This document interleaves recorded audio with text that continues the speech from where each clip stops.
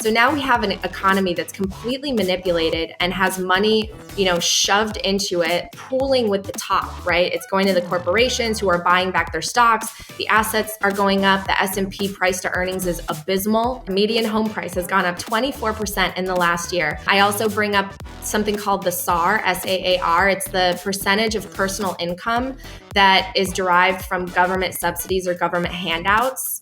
That amount has gone from 5% in the 1960s to 31% as a result of the pandemic. So nearly 1/3 of personal income is now reliant and dependent on the government. You are becoming handicapped by the government, and then they're handing you a crutch.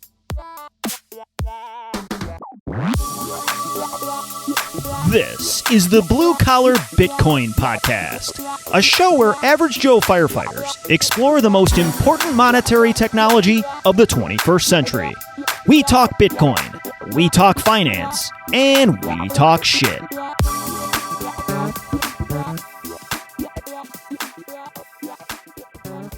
What is up, fellow or prospective Bitcoiners? Hope you're each having a great week.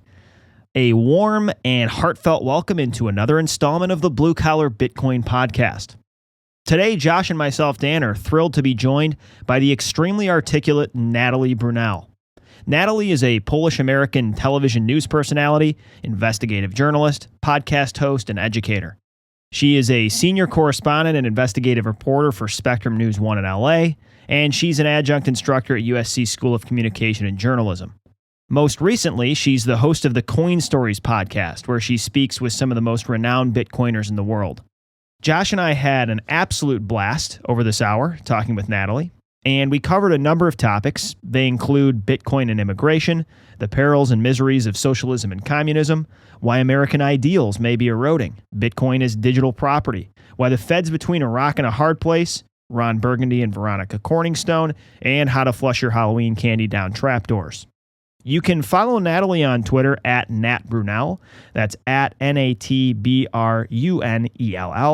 And all her fantastic content, including the Coin Stories podcast, will be linked down in the show notes. If you are enjoying the BCB podcast, you're catching what we're throwing, you're smelling what we're stepping in, then you can support the show in a few different ways. You could subscribe on YouTube or whatever podcast app you're using. Leave us a review on Apple Podcasts. Follow us on Twitter at blue_collar BTC. And if you want to get really frisky, you can start using the Bitcoin Lightning Network. Check out our instructions in the show notes for how to stream sats while listening to podcasts. Some pretty cool stuff. All right, I will shut up and let Natalie do the heavy lifting from here. Have a great rest of your day and enjoy this discussion.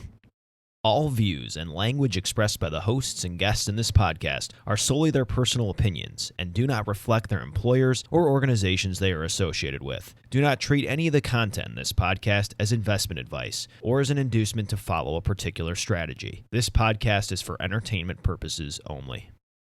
Natalie Brunell, thank you for gracing us with your presence here on the Blue Collar Bitcoin Podcast. How are you today? Thank you so much for having me. I am doing great on this very gloomy Los Angeles morning.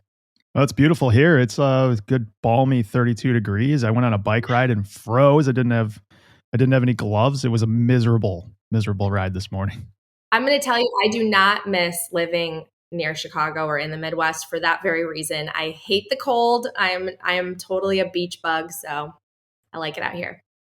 We aren't going to dox all the specifics, but we did discover hitting the record button that you grew up in an area very close to where we are employed. So yeah, you know the drill up here in the Chicago area. We're moving into hell season up here in terms of weather. But oh yeah, I remember getting up in the morning and it being so cold I didn't even want to get out of my bed to take a shower. And then once I was in the shower, didn't want to get out because you would feel the freeze. And my parents would my dad would have to wake up at 4:00 in the morning to scrape the car and turn it on and wait for it to defrost. I was like, I don't know why anyone would choose to live here. Brutal. Absolutely brutal. So we're huge fans of your show. And one of the things we appreciate the most about the Coin Stories podcast is it's kind of funny. We've listened to people for hundreds of hours that are contributing in the space, but then you ask some questions in the beginning of the episode and I'm like, holy shit, I didn't know anything about this person other than their ideas about Bitcoin. So your ability to unpack kind of some of these personal backstories, I find super fascinating. So we're going to do the same with you. We're going to put the shoe on the other foot here.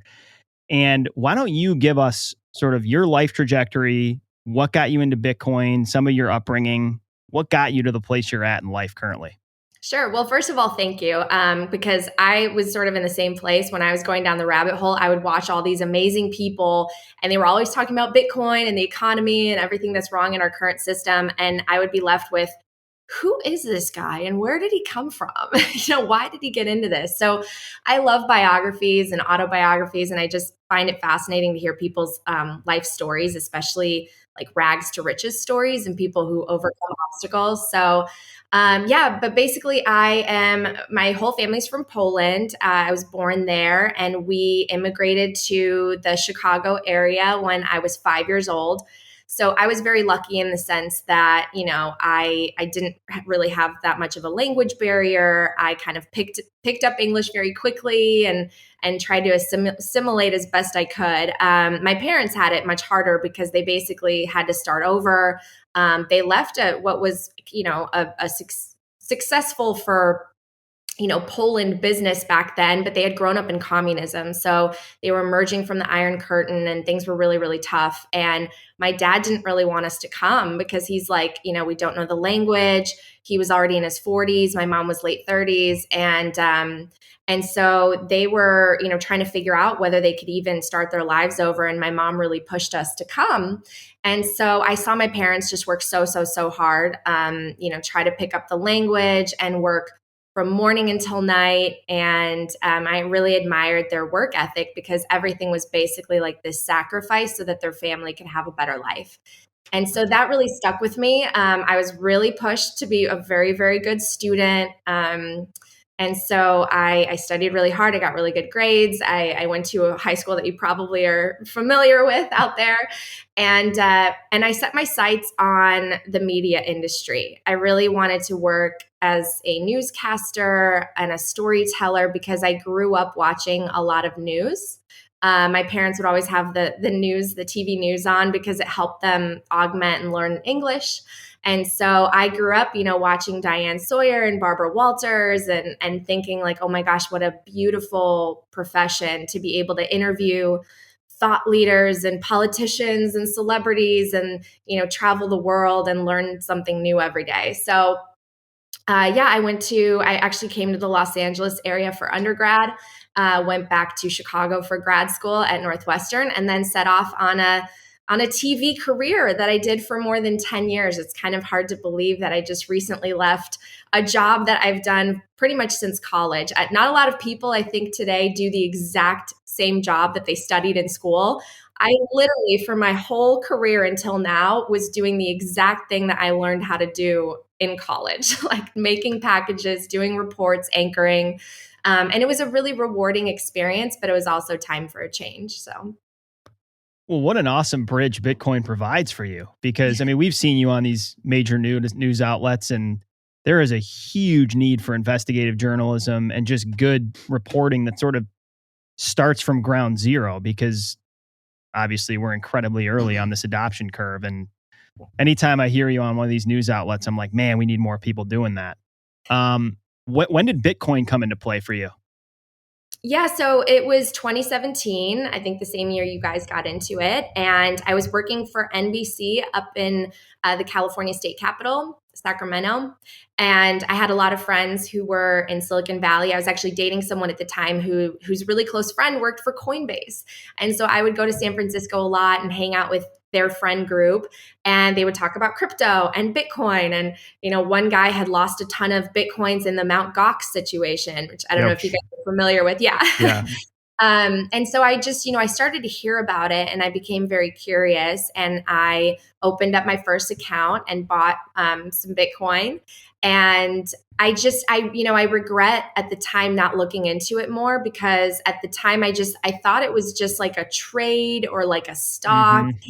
I thought that there was a lot of risk to it, and I was worried about it because newscasters don't make as much money as people think. It seems like a very glamorous job, and the tippy top people make a ton of money. But when you're just, an anchor reporter in a smaller town, you're not like killing it, where you could buy a bunch of Bitcoin. Right. So I'm actually proud of myself for how much money I put in because, to me, I saw it actually as a really big risk.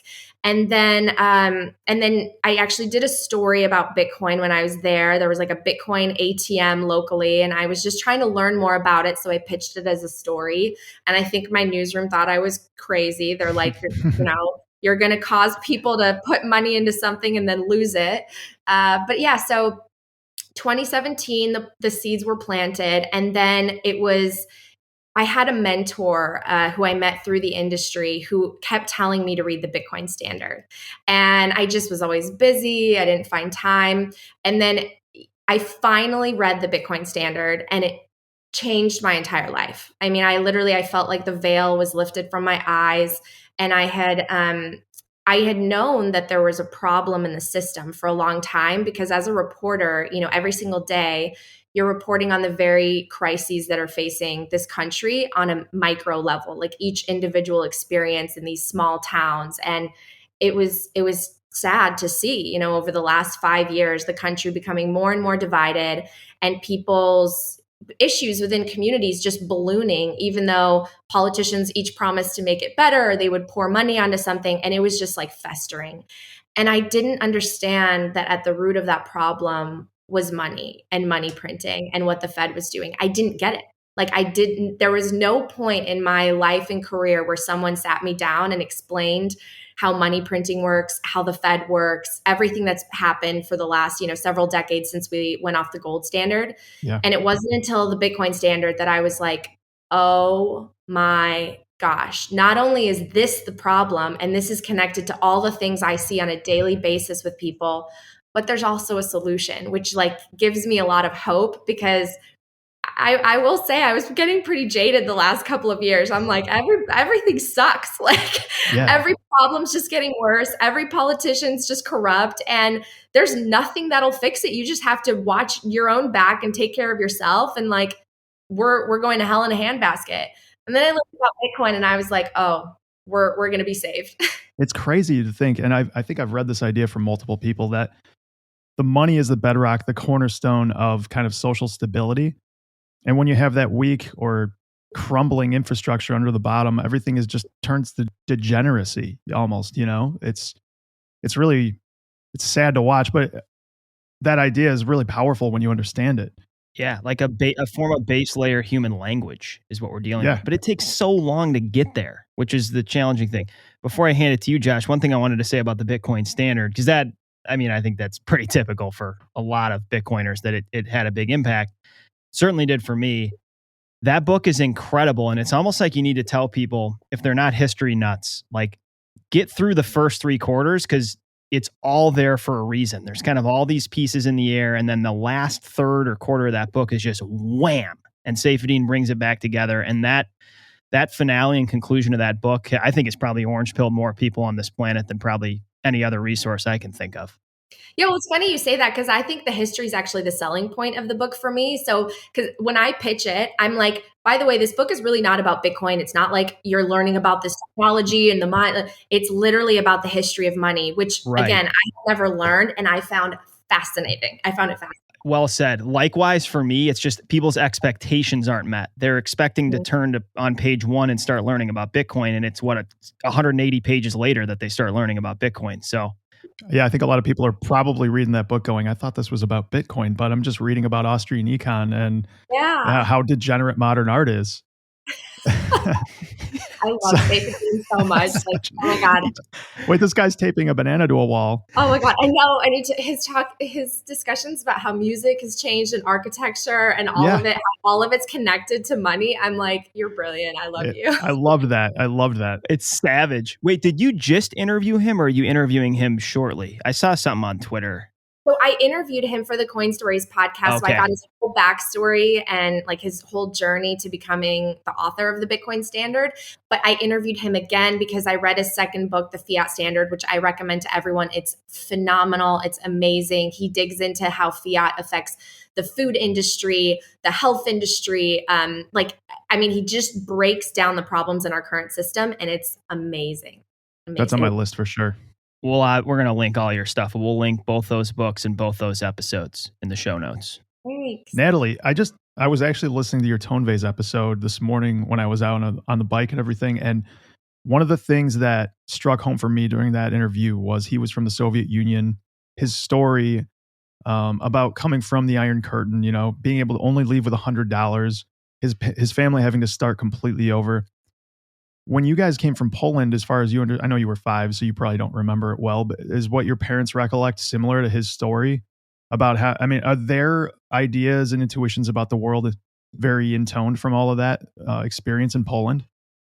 Yeah, absolutely. I mean, communism is something that they never want to experience again. And so when I see people that have this sort of like friendly vibe toward authoritarian government or socialism, I get really worried and I get nervous, and I tell them to do their homework, because if you have experienced that kind of life, it brings about a lot of misery for most people. And so it's amazing to see how much people are willing to risk and in order to just start over and flee that type of government. And my parents would tell me stories about their lives, and it was a very hard decision for them to come. And it actually took, my mom, I'm writing kind of a personal essay about this that I hope to share soon.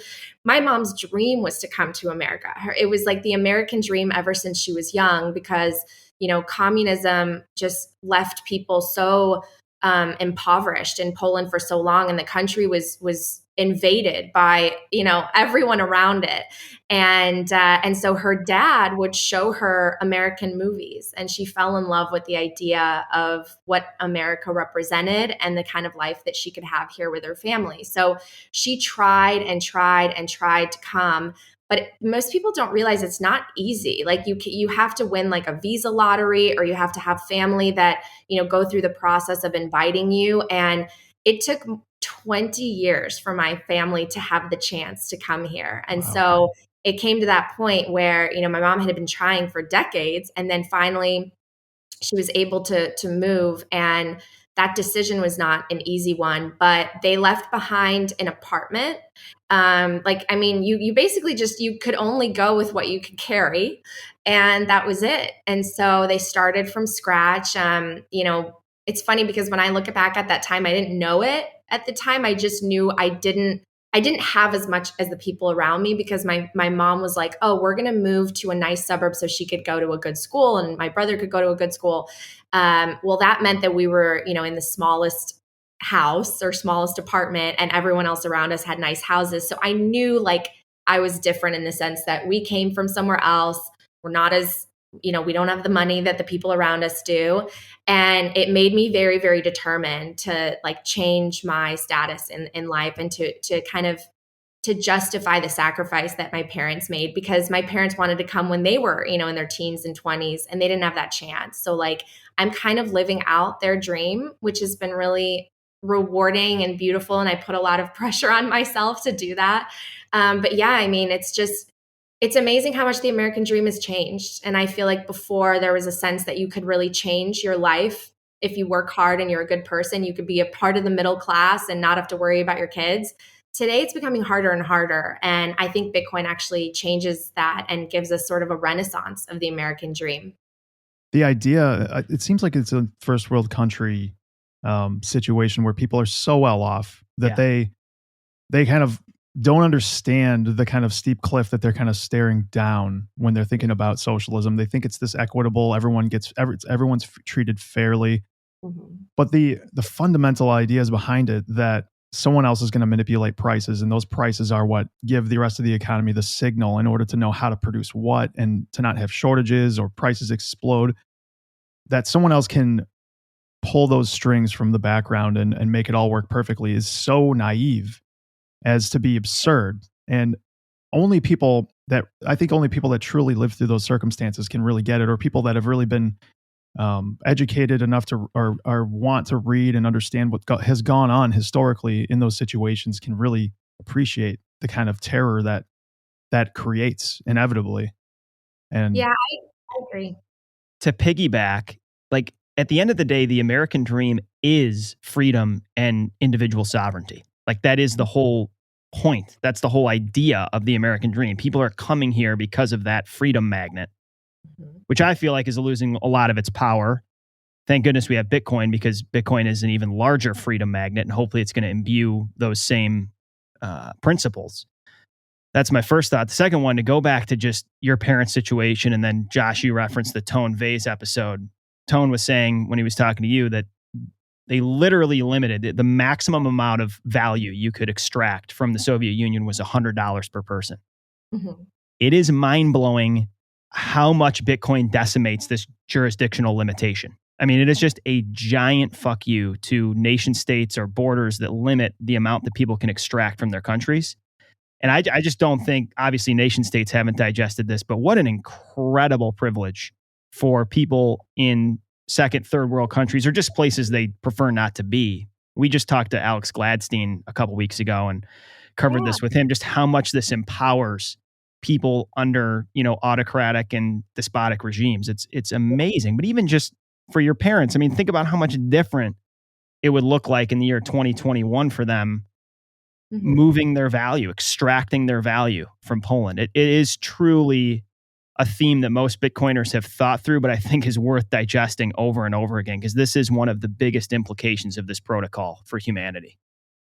Yeah, I agree. And I really think that what worries me about where we're at in our country is because we've been the global reserve currency for so long, we've gotten away with a lot of this, the money printing, the inflation, and the problems are creeping up so slowly that most people are sort of blind to them, right? And I think Ross Stevens in one of his writings referred to this story of like the fish that's swimming through water. I don't know if you guys read this, where he says that these two fish come upon another, like an older fish swimming the other way, and he says to the young fish like, hey, how's the water?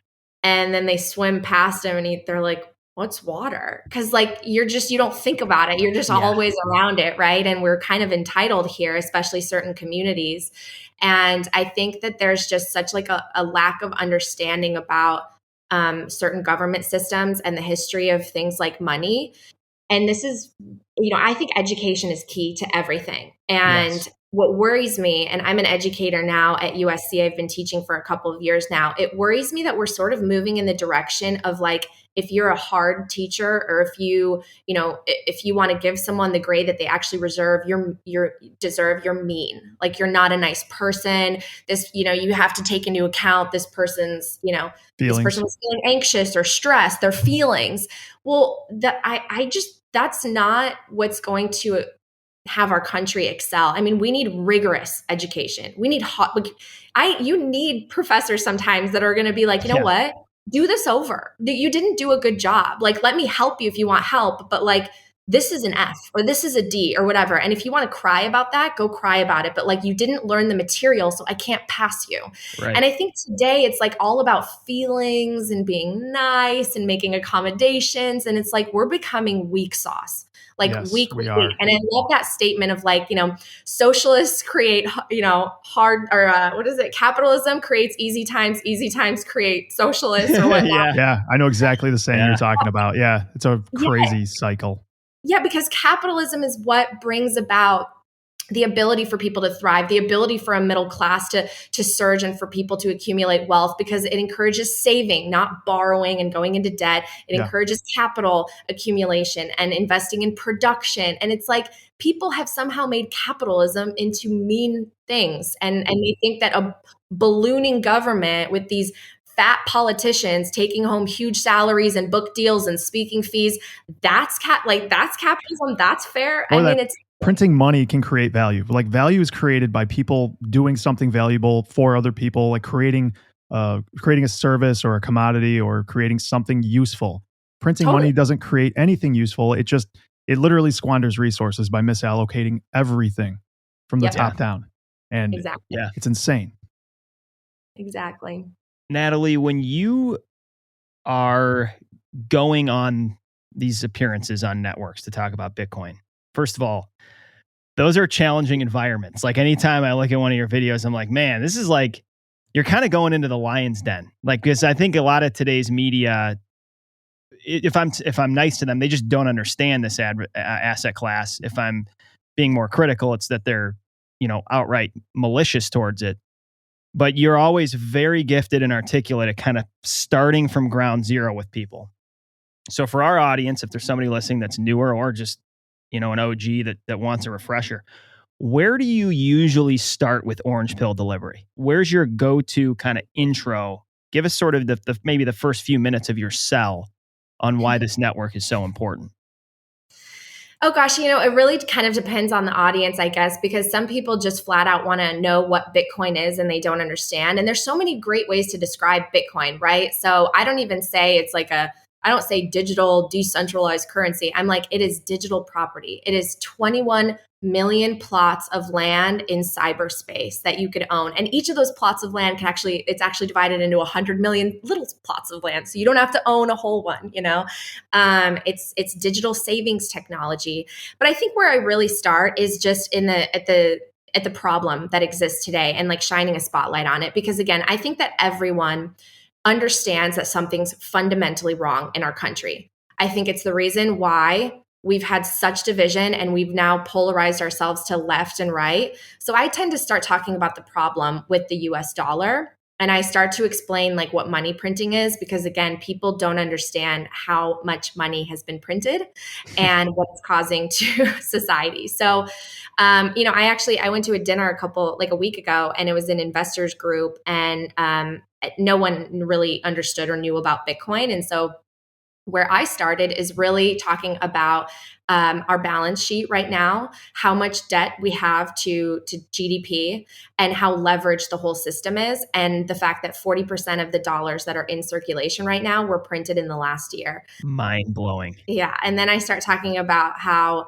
we've artificially lowered interest rates. So now we have an economy that's completely manipulated and has money shoved into it, the liquidity being placed in, and it's pooling with the top, right? It's going to the corporations who are buying back their stocks. The assets are going up. The S&P price to earnings is abysmal. It's like literally these companies are not worth the stock value of it. And the real estate has gone up median home price has gone up 24% in the last year. I also bring up something called the SAR, SAAR. It's the percentage of personal income that is derived from government subsidies or government handouts for an average family in the US. That amount has gone from 5% in the 1960s to 31% as a result of the pandemic. So nearly 1/3 Wow. of personal income is now reliant and dependent on the government. You are becoming handicapped by the government, and then they're handing you a crutch, right? So I start to expose these things and talk about, the dollar's lost 95% of its value. I like to just kick out a bunch of stats at them, and then they're like, whoa, that's true. That's true. Yeah. And then by then I start to say that there's a solution, and Bitcoin's the solution, because it's absolutely scarce and the government has no say, no control in it. And it brings about financial freedom. I loved what you said about handicapping people and handing them a crutch. Because, I mean, if you wanted to essentially turn people into indentured servants, Yeah. and, perpetuate that and increase that, what better way to do it than to, I mean, whether or not you want to think that this is purposely done or a bunch of fools or some combination thereof, it's happening either way. Mm-hmm. And it's just nuts to think that you're literally just kicking that crutch out from under them, catching them behind, and hopefully you'll do better next time, buddy. And you don't have to perform at all. You can go to university, get your C's, get your degree, and your feelings are going to be well kept. I think what's challenging for a lot of folks too, Natalie, is that, so I'm guessing you get this response sometimes when you go down that train of thought of like, well, I'm good. Like my 401k and Roth IRAs are doing just fine. And I don't feel like my buying power has plummeted over the last 2 years from COVID. What I think a lot of folks don't understand is how abrupt these changes always do happen and can happen in the future. I think the best example is like things were hunky-dory in 2006. You know what I mean? And then bam, I mean, look at how quickly valuations can change. You mentioned the S&P. I mean, when you're dealing with companies that have valuations of 30 times earnings, I love it when Preston Pish gets into this stuff. It's like, Yeah. when the credit markets aren't suppressed, these valuations are going to change. Translation, when the market becomes free again, your stock portfolio is going to adjust significantly.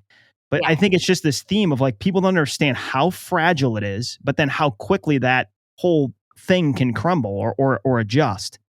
I guess that's just sort of an IQ test, I guess. If you can kind of put the first principles and the pieces together and understand where the dominoes are going to end up, you're going to be one step ahead of the game. And the answer to that starts with a B and ends with the word coin. All of these investors, though, have been in this space. I mean, everyone that's alive right now, generally, besides people in their 70s or 80s, don't know any other kind of market. I mean, since the 70s, this thing has been, every time there's a hiccup, we're going to pump some money into it and we're going to lower interest rates again. So people have been institutionalized in a way to understand this is the way it's going to go. And I expect there will be a correction, but I'm going to buy the living hell out of it, because when it happens, they're just going to show up and they're going to save the day. And I think a lot of people in our camp expect that there's going to be a time when saving the day literally is what blows everything up. Yeah. But when is that going to happen? That's a very dangerous thing to try to guess. No, I completely agree with you. And that was one of the things I talked about last week. And this is what I mentioned to people who are asking me questions about Bitcoin, is the fact that that the money printing and the injection of liquidity into our economy, it was like ramped up exponentially because of the pandemic, right? And I think it kind of exposed how sick our money system is, especially to people who are in the Bitcoin world. And I think we're between a rock and a hard place. And until you start to learn about our monetary system and our economy, you don't really understand this. But basically, it's like the government, the Fed has shown that if the market tries to correct itself, it's gonna pump in as much money as possible to artificially regulate things, right? And the interest rates will go back down, and they're gonna place more money into the system. Well, that leads to hyperinflation ultimately, and you can say that that's like on the extreme, but that's exactly where you're headed with that. The more that you pump essentially printed dollars into our system. On the flip side, if we were to have someone like a Paul Volcker from the 80s who's going to hike interest rates and hike them the amount that would actually be needed, well, first of all, you're going to crush so many people, right? Especially ones with the adjustable rates. You are going to crush real estate. Yep, and everything. you're going to cause everything to plummet. And that's probably the best thing we need, right? Someone needs to take us off the drugs and allow us to go through withdrawal. But no politician will admit to that opportunity cost, even though, yes, you're right. When you crash, people can make a lot of money actually on the when it hits bottom and starts to climb back up. But I think we are so leveraged, and we've created such a big bubble that's 10 times bigger than the one in 0809, that it would take us, first of all, a really long time to recover from that type of crash.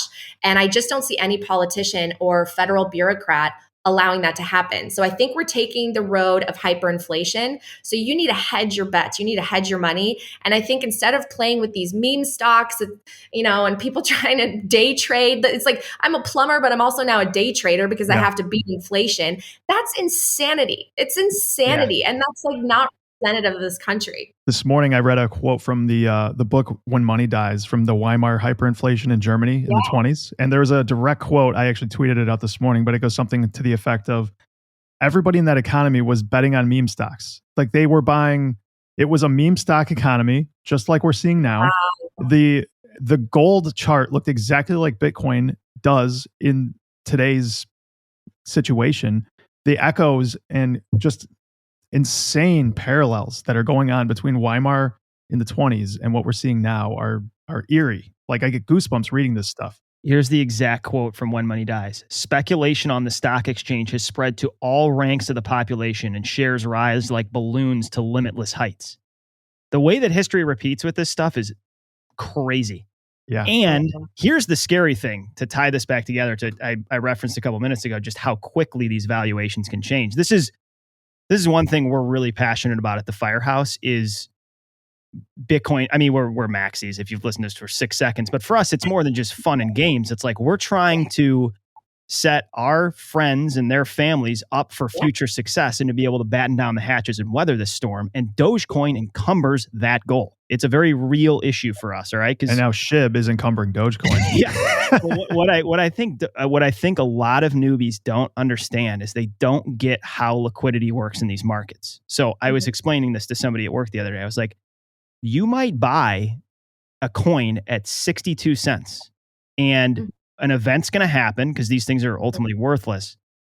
There's going to be no buyer on the other side, and you're not going to be able to exit until 11 cents. Yeah. And like that, if you've never traded, you don't understand how markets work. There's not an infinite magical buyer on the other end. So even when we move into the crypto space, if there's no underlying valuation and use case and purpose behind a protocol, and obviously that's for each person to decide, but like you can get left holding bags even if you have your orders in perfectly, you know? Sure.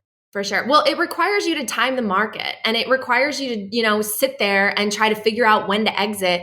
This is ridiculous. This is not how the average person should have to make money. And I think it's, we don't even understand what it's like to be able to put our money away in the bank and not see it completely erode in value until Bitcoin. And that's what I think is amazing about Bitcoin. And going back to what I said about education, I truly think that this is like the one thing in addition to Bitcoin that will fix the problems in society, because I guarantee you that I can take a walk here. I could go on the, Santa Monica Pier. And if I ask the average person, how did Hitler come to power? What happened in Weimar Republic? I guarantee 99% of people have no idea, would not be able to talk about hyperinflation, would not be able to talk about money. And I think there's something wrong when none of us understand that money's at the root of half of these problems. And yet we keep voting in people that are doing the same thing that's been done for the last, 100 years now. Let's pull on that thread briefly. Enumerate for us Adolf's rise to power and how that applies to money, if you will, for somebody that's not aware. Yeah, well, I think that it takes a little bit of history with regards to what happened with World War I, and after World War I, how the countries devalued essentially. Like they wouldn't admit that their currencies devalued, so they just printed a bunch of money, and the currency was collapsing, and gold was moving offshore and moving to different places where it was valued appropriately. And so I think in order to pay back the reparations, because Germany had to pay back with the treaty, I think it was the Treaty of Versailles, they had to pay back I don't know. They devalued their currency by, I think, 70% or something just to repay. They repaid it with inflation and money printing. So what did that do? That led rise to people who were going to promise to make life better. That led rise to Hitler, who's basically said, I'm going to come in and champion for the average person. And it was kind of disguised as a populist movement, right? Yeah. That this is the people that he represented, and he's going to protect like the German nationality. And in reality, it was like you were basically putting into power a dictator who was violent and horrible. And it was a disgrace to humanity, the crimes that he committed. And obviously, like being in Poland, Auschwitz is a place that I've visited with my family. Can you believe that like people agreed to those kinds of atrocities? It's just scary. And I don't want to compare the pandemic to things like that, because it's not the same. But when you see people allow freedoms to be taken away little by little, it's a slippery slope. It's always under an emergency action. Once you start dividing society into, this person's okay to function and go to a restaurant and this person's not, and now we're really different, that's very, very, very scary. And I don't think that anything is as deadly and horrible as, the Holocaust could happen again. But at the same time, who knows? It's just really sad and scary. Yeah, this is not to make this any darker after talking about concentration camps and Hitler. But one is interesting. There's a 10-step kind of movement towards genocide. I don't know if you guys have ever looked at this. I just had to look it up quick because it's so scary to think about what happened in Germany if it could ever happen again. But step 1, classification. 2, symbolization. 3, discrimination, dehumanization, organization, polarization, preparation, persecution, and all of those. Some of those beginning parts of those steps you could probably fairly easily identify after this whole COVID polarization situation you see with like vaccinated, unvaccinated. And it's really scary stuff to even see incremental steps towards something that crazy. I heard John Vallis talking with Breedlove. I was listening to actually this episode last night while drinking an English IPA. It was a wonderful evening. But they got into how cancel culture, and this is going to sound crazy, but I think there's a lot of truth there. Like the seeds of genocide are rooted in cancel culture. Like if you're just outright saying, and obviously there's some perspectives that we can't tolerate, but if you're someone that's just saying, if you hold this opinion, you're gone. Like we're wiping you off the face of a network or whatever. Vallis and Breedlove were basically exploring that theme, that's the roots of getting rid of inquiry and openness and honest discussion and valuing other perspectives and just outright erasing someone from a space, which I thought was profound. Polarization itself is just the ability to dehumanize another population of someone who disagrees, That's why the First Amendment is what it is, so that we can all have an opinion. I mean, you don't have to agree, but we're all entitled to an opinion whether or not it's popular. Yeah.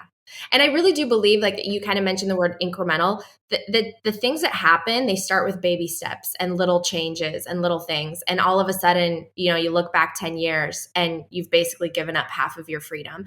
And I always make this comparison. I know it's silly, but it's kind of like, you start changing your diet a little bit. You put on like, a little bit of weight here, you put on like 0.5 pounds, but you're seeing each other every day. You don't notice.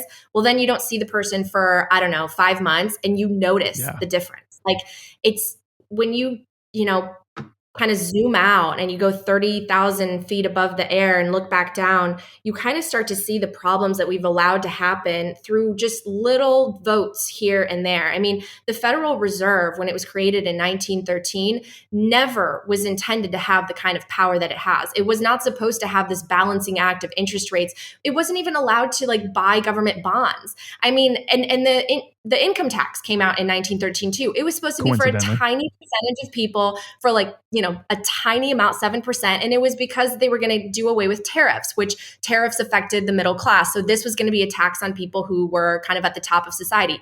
Well, now guess what the income tax primarily affects? Yep. It's the middle class, and it's like 40%. Sometimes, if you add everything up, you're basically giving away more than half of whatever your business or whatever your worth is to the government. I mean, so how did that happen? Well, from 1913, it was one vote here, one vote there, one politician there, one little tax increment there. It's like we need to figure out a system that is more fair and based on value and based on supply and demand. And right now, unfortunately, most people don't even understand how economics works. And we have a bunch of, academic Keynesian economists around us who basically say spending is good, consumerism's good, borrow. In the end, we're all dead, right? That's what Keynes is known for. It's ridiculous. It's all propaganda at this point from those people. The idea that they're going to unrealized capital gains is such a ridiculous thing to say. But they're literally they're going to destroy your currency. So they're going to force you into some assets classes potentially that are very risky. And then if you got lucky enough to make it through there unscathed, we're going to take your head off on the other side by taxing the unrealized capital gains. I mean, this is coming and going. It's like mafioso style taxation. Well, yeah, it's like we're headed toward communism for sure. I mean, the $600 requirement is ridiculous too. The IRS, I mean, that's only going to affect people who are not billionaires. I saw this really funny tweet. I don't know if you guys follow Doug Bonaparte. He's really, really funny on Twitter. And he tweeted on Halloween saying that he's going to eat 30% of his kids' I did Halloween. See that. Yeah. Call it unrealized capital gains to teach them about the system. I love it. The future they're going to inherit. Yeah. Or and then he should provide some like trap door that they can just shove candy down and put a thing that says Bitcoin on top of it. So funny. As we round towards the end here, I could picture somebody listening to this episode that's like, okay, I agree with all of the problems that the three of you just identified. And I recognize that you three think Bitcoin's the solution. In your mind, Natalie, like what about this specific protocol and network is going to solve this just unbelievably ubiquitous, widespread global economic problem? Like why is this going to work in your view? I think it just will save us from the debt spiral that we've created for ourselves. I think that, Bitcoin is the opposite of debt. Bitcoin is a fixed supply and Bitcoin is completely open and free. So you can opt out whenever you absolutely want. And I think what's amazing about it is if countries started to adopt it the way El Salvador did and put it on its balance sheet, then they can start to create wealth again, and people's value could actually appreciate into the future instead of the opposite. And we can start to regulate our economy based on actual interest rates and based on supply and demand. And it would also be amazing to have like a global neutral currency where you didn't need foreign exchange rates and you didn't need to have the International Monetary Fund try to have this balancing act of what every currency is worth to try to keep trade in some weird equilibrium that the free market would have regulated and allowed to function much better. I mean, it literally, to me, it just provides a sense of hope on every single level for governments to be able to be more accountable and to have a balance sheet that's not, drowning in debt that we pay with more debt. It allows the individual to be their own bank and to become individually sovereign and to have money that doesn't inflate away. It allows, companies to, I think, function more based on production and value as opposed to, again, just trying to go offshore to find the cheapest possible way to produce things. I just think it returns us to sanity and to equality and to a wealth distribution that will be more fair because it'll be inherently based on a system of what you bring to the table, and you're going to be judged on the quality of the goods and services that you provide, and that will be the most equal thing of all. And look, the economy and like society won't be perfect, right? There's always going to be some people that are better or worse. Like life is not going to be fair all of a sudden, and everyone's not going to be equal, but like it's going to be more equally distributed, and then we're not going to have the wealth divide that we currently do in this country, I believe. And I think it will spur innovation and people to really make the best of themselves and to kind of pursue, whether it's the American dream or wherever country they are, the dreams that they have. And I don't know. I mean, I know that it all sounds probably crazy, right? Like we all sound loopy, like we're going to create utopia, but I truly think Bitcoin will fix most of the problems of the world. Amen. I know the audience can't see me, but my eyes are closed and my hands in the air. Hallelujah, Natalie. Amen. How is it that you are not the lead anchor in LA on any one of these mainstream channels? Because as far as I can understand, you are one of the most intelligent, well-spoken, and I haven't spoken directly to a lot of people that are on any of these news organizations, but you are certainly Veronica Corningstone, and there's a Ron Burgundy holding you down somewhere out there. I think we need to find out who that is. Where is Ron? Hashtag where is Ron? We're going to get it started today. Yeah. You guys, I have to say, I'm so happy with my decision to go off on my own because I feel like I can finally be myself and speak my mind about some of the things that I've learned and experienced over the last 10 years. And I felt like I always kind of had a wall up where, I had to be this neutral third party, but I knew that there was issues that I wanted to talk about, but I couldn't insert myself. And I just feel like the barriers, the shackles are off. And I could just be like, listen, this is the problem. And I'm not going to be an accomplice to the evil by just saying, oh, here's this guy who says this. Here's this guy who says this. She said, you decide, here's a pie of whatever. No. Like, this is what's broken. I'm going to share it. I'm going to help you. I want everyone to succeed. That's the thing, guys. Like, and I think you feel the same way. I am so inspired by the love and sacrifice of my family. I want people to have a shot at making their lives better if they are good, hardworking people. And most people are. They don't necessarily want to be Jeff Bezos with a big yacht and like a rocket that goes to Mars. They just want to take care of their families. People don't have like these huge goals to, all be CEOs. They just want to make sure that when they come home at night, they can have a nice meal with their family, have fun on the weekend, take their family on vacation, and not worry so much.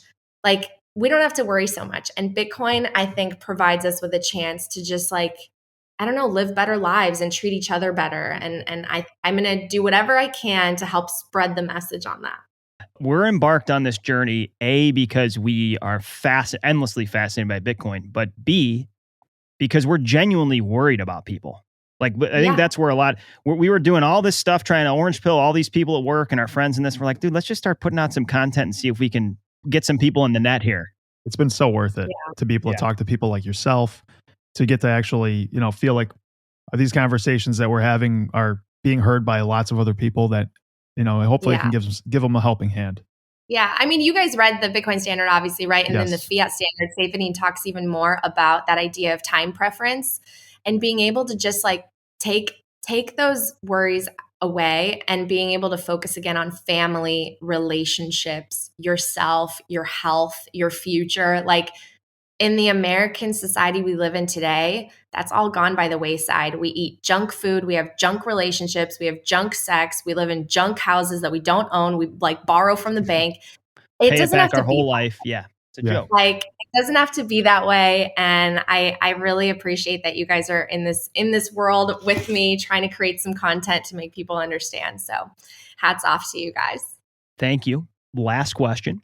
It's going to be kind of a handoff question. If somebody has not listened to Coin Stories or interacted with it, what episode blew your mind the most? What conversation did you enjoy the most that you've put out so far?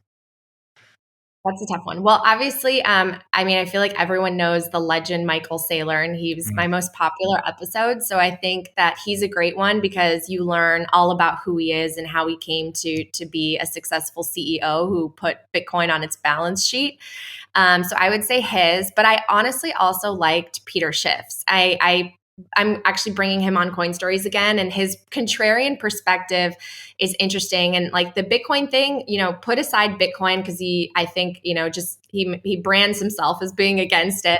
Yeah, he's made a lot of money on not liking Bitcoin. I think that's his tactic. Guy, you know, he's not a bad marketer. He knows how to get in front of people's eyes. You know? He knows which pony to ride. Yeah. Well, I will say, like, I think Peter Schiff is brilliant as an Austrian economist and as a historian. And his book, The Real Crash, is one of my favorite books within this space. Again, it doesn't talk about Bitcoin, but it talks about literally all the problems that are existing in the current system and the bubbles that we've created and how to basically take steps to fix government. And his solution, we've just arrived at different solutions. His solution is the gold standard and our solution is Bitcoin, but we have everything else in common. He's a great writer. So I would say those two are really great. Very interviews. Cool. How else can people interact with you and find your work? So I'm on Twitter at Nat Brunell. I'm on Instagram, Natalie Brunell. Coin Stories is on every platform, YouTube, Apple, Google Play. I teach Bitcoin. You could go to btcforwomen.com. And if you want to hire me to speak to your organization about Bitcoin, you can also email or DM me. So awesome. Well, thank you so much. It was very enlightening talking to you. Yeah, this was a stellar convo, Natalie. Thank you so much. Thank you. Have a great rest of your day. Thanks, you too. Thanks for listening into the show. If you enjoyed this discussion, be sure to subscribe on whatever app you're using for podcasts. And if you have an extra minute, go ahead and leave us a review. You can also follow us on Twitter. We're at blue_collar BTC. We invite questions, comments, and inquiries of any kind, and our email is bluecolarbitcoinpodcast@gmail.com. We look forward to you joining us next time on the Blue Collar Bitcoin Podcast.